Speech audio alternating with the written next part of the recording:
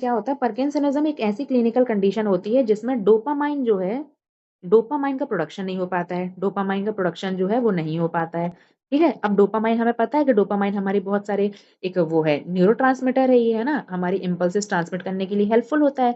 तो पार्किंसनिज्म एक ऐसी कंडीशन होती है जिसमें डोपामाइन का सिक्रीशन जो है वो नहीं हो पाता है। क्यों? क्योंकि कहाँ पे डैमेज होता है, डैमेज होता है कहाँ पे, जो पाथवे है उसका नाम क्या है, नाइग्रो स्ट्राइटल पाथवे। कहाँ पे डैमेज होता है, नाइग्रो स्ट्राइटल पाथवे में डैमेज होता है। नाइग्रो स्ट्राइटल जो पाथवे है वहां पे डैमेज होता है। ठीक है, कौन सा पाथवे में डैमेज होता है, नाइग्रो स्ट्राइटल पाथवे जो है वहां पर हमें डैमेज देखने को मिलेगा, जिसकी वजह से क्या होगा, वहां से डोपामाइन जो है वो नहीं निकलेगा, डोपामाइन नहीं निकल पाता है। अब डोपामाइन नहीं निकलेगा तो हमें हमारी बॉडी में क्या देखने को मिलेगा, कुछ सिम्टम्स देखने को मिलेंगे। उस सिम्टम्स में कौन कौन से, सबसे पहली बार ट्रेमर्स देखने को मिलेंगे, ट्रेमर्स देखने को मिलेंगे। इसके साथ साथ हमें ब्रेडिकाइनेशिया देखने को मिलेगा, मतलब हमारे हाथ पैर जो है बिल्कुल खड़े हो जाएंगे, अकड़ जाएंगे।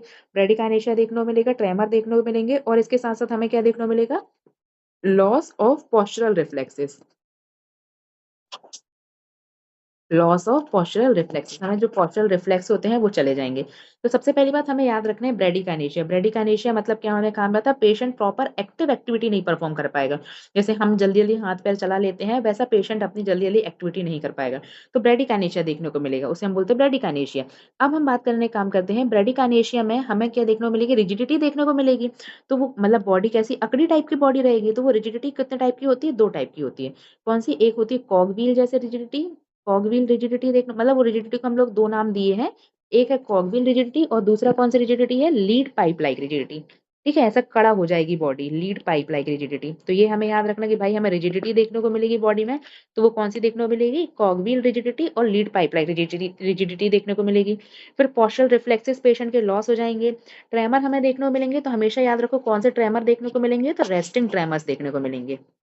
कौन से ट्रेमर्स देखने को मिलेंगे, हमें याद रखना है कौन से ट्रेमर देखने को मिलेंगे, रेस्टिंग ट्रेमर्स देखने को मिलेंगे। इसके साथ साथ और क्या क्या देखने को मिलेगा, इसके साथ साथ पेशेंट की गेट जो है, मतलब जिस तरीके से पेशेंट चलता है, तो पार्किंसनिज्म में एक इंपॉर्टेंट गेट देखने को मिलती है जिसे हम लोग बोलते हैं फेस्टिगनेंट, फेस्टिगनेंट, या हम बात करने का बात है फेस्टिगनेंट या शफलिंग गेट। कौन सी गेट देखने को मिलेगी, फेस्टिगनेंट गेट देखने को मिलेगी, या हम बात करने का कौन सी गेट देखने को मिलेगी, शफलिंग गेट। तो फेस्टिगनेंट या शफलिंग जो गेट है वो हमें पार्किंसनिज्म में देखने को मिलेगी। इसके साथ साथ हमें कैसी स्पीच देखने को मिलेगी, पेशेंट जब बात करेगा तो स्लर्ड स्पीच देखने को मिलेगी, स्लर्ड स्पीच जो है वो देखने को मिलेगी। ठीक है, फेस्टिगनेंट गेट देखने को मिलेगी और स्लर्ड स्पीच जो है वो हमें यहाँ पे देखने को मिलेगी। तो ये हमारी हो गई पार्किंसनिज्म में।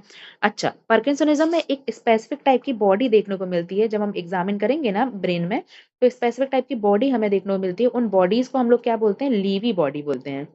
कौन सी बॉडी बोलते हैं, लीवी बॉडीज। ठीक है, लीवी बॉडीज। अब इसमें ई आ रहा है तो हमेशा याद रखो ये बॉडी किससे मिलके बनती है, तो ईसनोफिल से मिलके बनती है। लीवी बॉडीज हमें देखने को मिलेंगी जो काय से मिलकर बनी होंगी, आपके ईसनोफिल जो है उससे मिलकर बनी होंगी। तो ये हमें याद रखना है। ठीक है, तो ये हो गया अपना पार्किंसनिज्म पढ़ के खत्म।